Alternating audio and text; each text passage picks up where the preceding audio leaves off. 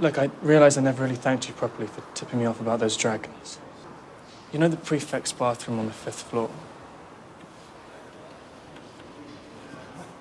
It's not a bad place for a bath.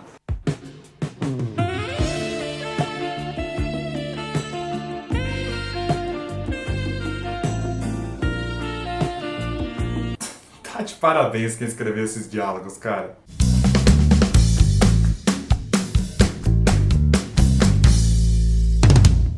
Sejam bem-vindos a mais um Pós-Créditos Classics, e a Maratona Harry Potter continua com o 4º filme da saga, agora dirigido por Mike Newell. Eu estou falando de Harry Potter e o Cálice de Fogo. E eu nem vou ficar colocando panos quentes aqui, eu já vou direto ao ponto sem firulas.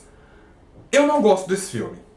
Nem um pouco. Na verdade, assim, o sentimento que eu tenho com Cálice de Fogo é de quase ódio. Eu não gosto da forma como ele é dirigido, eu não gosto das atuações, eu não gosto de como o filme é estruturado, eu não gosto de nada, por um motivo muito simples, que é o que mais me incomoda nesse filme. Harry Potter e o Cálice de Fogo é completamente histérico, cara. É tudo maluco, é tudo exagerado, é tudo 30 tons acima do que deve ser. A direção e o roteiro são completamente malucos. E as atuações desse filme, o que aconteceu? Eu já vou falar direto delas aqui. As atuações desse filme são um negócio completamente doido. Como foi que o Mike Newell dirigiu essa gente? Porque tem alguns, não são todos, não é todo o elenco, mas alguns atores aqui agem como completos lunáticos, cara. Eu falei tanto sobre a direção e o roteiro de Prisioneiro de Azkaban no vídeo anterior que eu acabei esquecendo de comentar, né, a mudança mais importante da franquia, que era o Michael Gambon, que era a mudança do Richard Harris, que faleceu, né, depois do segundo filme,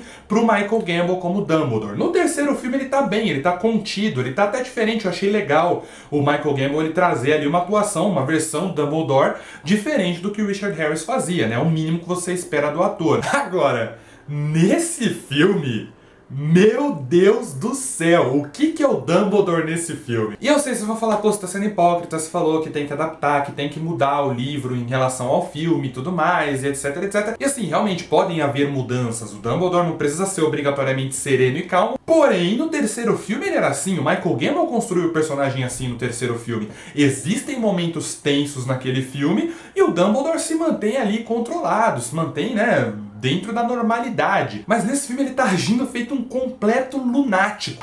Excellent! We now have our 3 champions. Harry Potter! Harry, did you put your name in a goblet of fire? No, sir. You asked one of the older students to do it for you? No, sir. E ele não é o único. O ator que interpreta o Bartol Crouch, que agora me fugiu o nome, o David Tennant, principalmente, o Brendan Gleeson interpretando o David Tennant, né, como o olho tonto Moody, agem todos feitos malucos, assim, estão todos gritando e tremendo toda hora, e cheio de tique. Sério, de onde veio essa ideia do Bartol Crouch Jr. ser um protótipo de Coringa, que fica dando sorrisos e gritando e passando a língua pela boca? Que maluquice é essa? Isso eu não tô nem falando porque o personagem tá diferente do livro. Não é nem por causa disso. Até porque eu li o livro há anos, muitos anos, eu nem lembro como que é o Bartol Crouch e o Bartol Crouch Jr. no livro. Mas as atuações me incomodam pelo próprio filme mesmo, porque são o que se chama ali de overacting, uma atuação exagerada, acima do tom e muito caricato. O David Tennant tá extremamente caricato nesse filme. E o Brendan Gleeson, que entra aqui no elenco, excelente ator que entra no elenco interpretando o olho tonto Moody, nesse filme também tá histérico porque provavelmente seguiu a direção do David Tennant. Isso me incomoda o filme inteiro, essa loucura constante de alguns dos atores. Mas como eu falei anteriormente, as atuações não são a única coisa histérica desse filme, porque a verdade é que Harry Potter e o Cálice de Fogo, mais do que qualquer outro filme da franquia, assume a aura de blockbuster. E assim, todos os filmes da franquia obviamente são blockbusters, todos geraram uma grana absurda pra Warner, tiveram uma puta divulgação e tudo mais, mas esse filme em especial, ele tem aquela aura de blockbuster. Só que aí tem um porém muito grande, porque você pegar a aura de blockbuster por si só não é um problema. Porém, ele pega todas as piores características que um filme blockbuster pode ter. O roteiro e a direção desse filme são absolutamente bizonhos. E até muito interessante Cálice de Fogo ser uma sequência direta de Prisioneiro de Azkaban, porque permite que o espectador consiga ver muito claro o que é dinamismo e o que é descontrole. O Prisioneiro de Azkaban é um filme dinâmico. É um filme onde a trama está sendo constantemente desenvolvida. Sempre tem alguma coisa acontecendo, a história é desenvolvida, os personagens são desenvolvidos ao mesmo tempo em que a gente sempre está vendo alguma coisa interessante na tela. Cálice de Fogo é um filme completamente descontrolado. É como se o Steve Kloves, que assina mais esse roteiro da franquia, não tivesse nem pego o livro para adaptar. Não, ele foi lá no site da Amazon, digitou Harry Potter e o Cálice de Fogo, viu as palavras-chave do livro e aí transformou isso num roteiro. Porque esse filme é basicamente um monte de informação sendo jogada na sua cara freneticamente, sem que o roteiro pare por mais de 2 segundos para desenvolver ou no mínimo explicar o que está acontecendo. Não, as coisas só vão acontecendo loucamente, sem parar a todo momento. É um filme frenético no pior sentido da palavra. E eu tô frenético desse vídeo porque o filme é frenético. A estrutura de roteiro do Cálice de Fogo é basicamente essa. O filme te dá uma informação,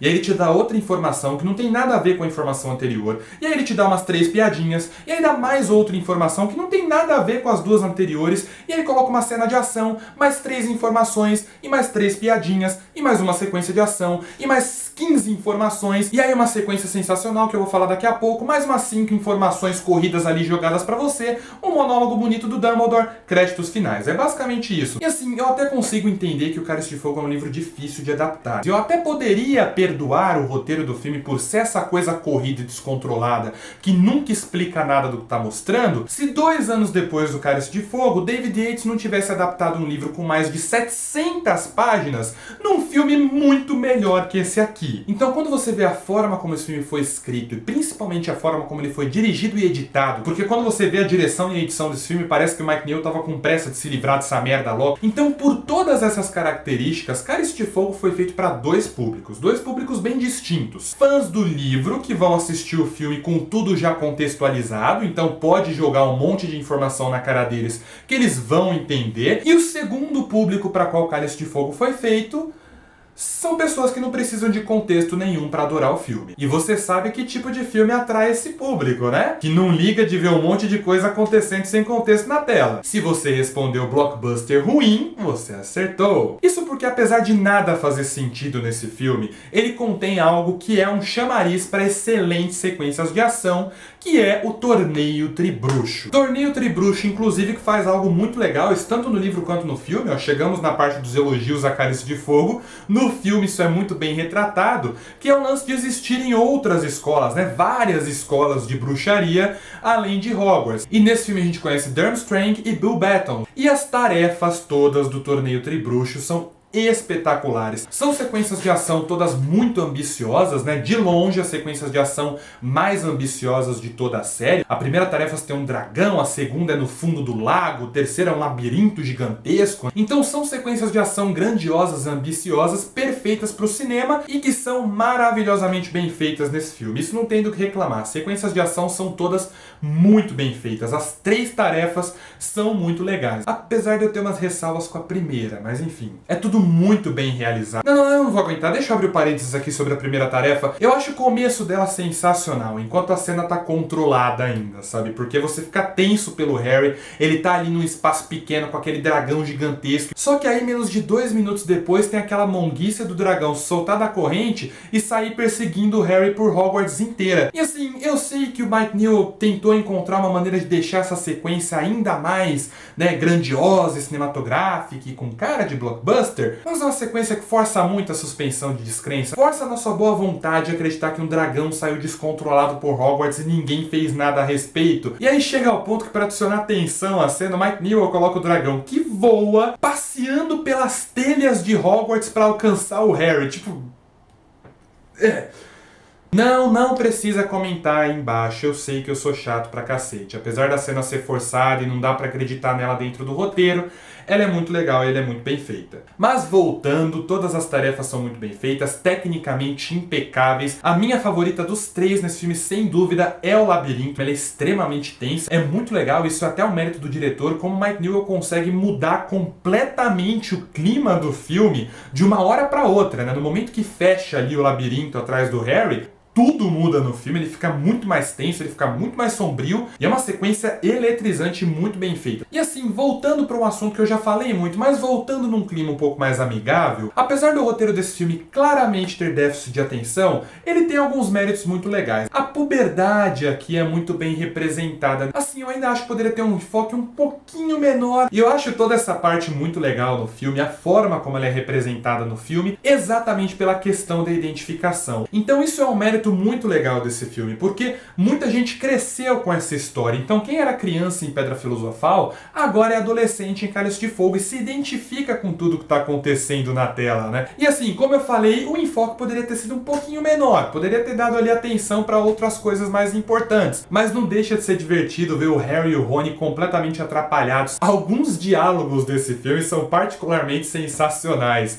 como o Harry e o Rony andando ali procurando alguém para convidar pro baile, e o Harry comentando com o Rony, é uma loucura, parece que elas só andam em blocos. Mas ironicamente, o momento mais simbólico do Cálice de Fogo, para representar essa passagem, essa transição que todo mundo tem da infância para a vida adulta, é uma cena que não é engraçada, mas que na verdade é muito bonita, que é a cena em que milhares de meninas com a mesma idade no mundo inteiro desejaram ser igual a Hermione.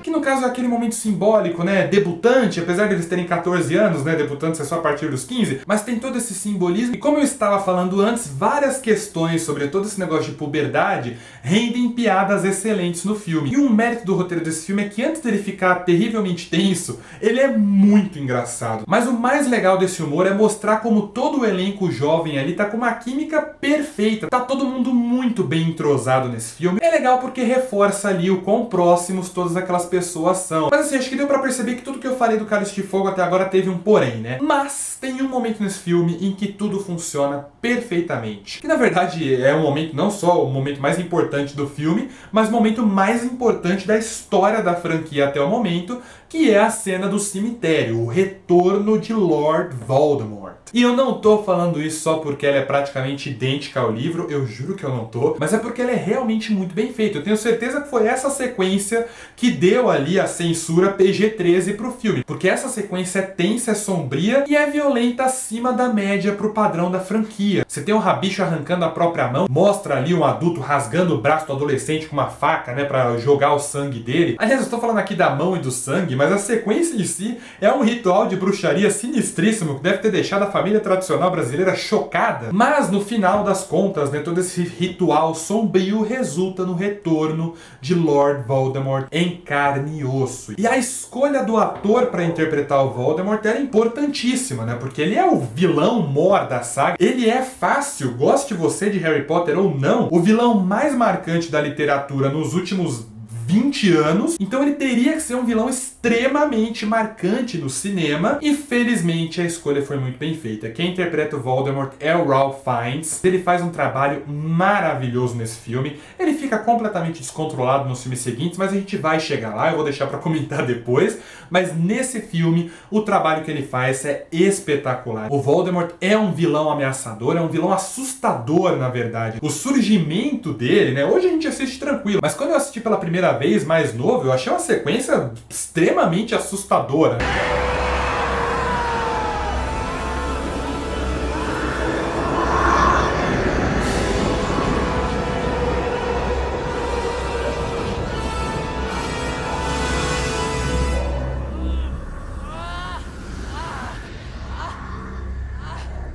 Mas é muito legal ver os detalhes que o Ralph Fiennes colocou, né? Você vê que quando o Voldemort ele volta, né? Ele passa as mãos na cabeça, como se ele estivesse sentindo ali todo o poder voltando pra ele de fato, né? Então é um trabalho muito legal, o Ralph Fiennes está excelente nesse filme, inclusive de todas as adaptações que o cinema fez em relação ao livro, uma das que eu mais gosto é o fato do Voldemort não ter os olhos vermelhos, né? Porque o Voldemort não é uma criatura, é muito importante fazer essa distinção. Ele tem o corpo completamente deformado, ele parece ali com uma cobra, mas mas ele ainda é um ser humano. Então eu acho essa característica dos olhos legal, porque eu creio que se eles tivessem colocado os olhos vermelhos no Voldemort no filme também, ia acabar tirando esse fator humano do personagem. E por pior e mais vil e mais terrível e mais demoníaco que o Voldemort seja, ele ainda é um ser humano. E o final do filme, depois que tudo é resolvido, né, de uma forma corrida e maluca, só pra variar, é muito bonito. Então a morte do Cedric, o retorno do Voldemort, todo o trauma do torneio tribruxo, né, são muito bem trabalhadas no final do filme, num discurso excelente do Dumbledore ali, outro mérito do roteiro.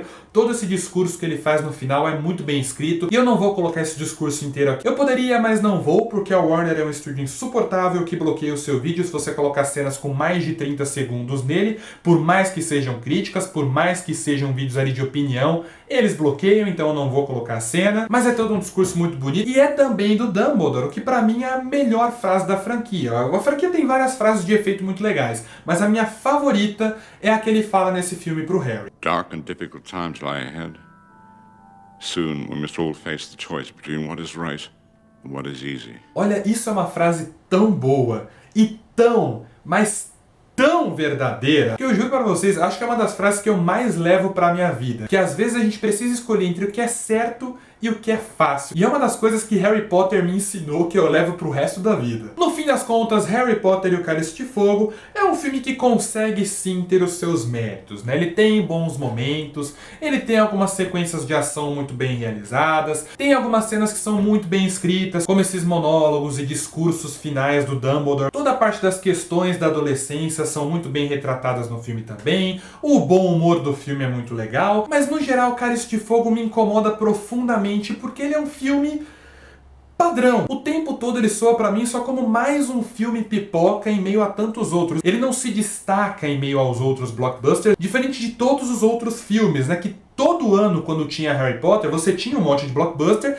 e você tinha o novo Harry Potter. O Cálice de Fogo não. Claro que na época, quando ele foi divulgado, ele era o novo Harry Potter, mas quando você assiste hoje, ele soa só como mais um blockbuster padrão de Hollywood, como tantos outros que são lançados anualmente. Não que os outros filmes sejam obras cinematográficas valiosíssimas e diferentes de tudo que você já assistiu, mas eles têm ali um pouquinho mais de substância, um pouquinho mais de alma neles. Harry Potter e o Cálice de Fogo é um filme que pode ser muito bem feito, mas que não tem isso. Ele é só mais um, o que é uma pena pro Ralph Fiennes, que tá excelente como Voldemort, o que é uma pena até pro Daniel Radcliffe, que evoluiu pra caramba como ator, ele tá muito melhor aqui do que ele jamais esteve, e pra mim o Cálice de Fogo é uma das melhores atuações dele na franquia, mas tá nesse filminho padrão, sem alma. Porque no fim das contas, Harry Potter e o Cálice de Fogo é um filme nota 5,5.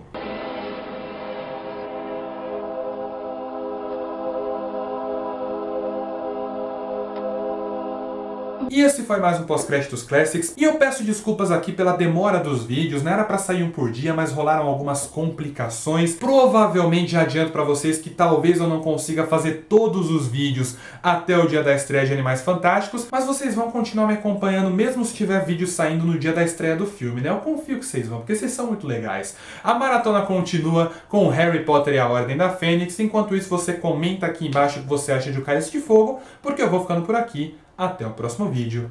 Falou!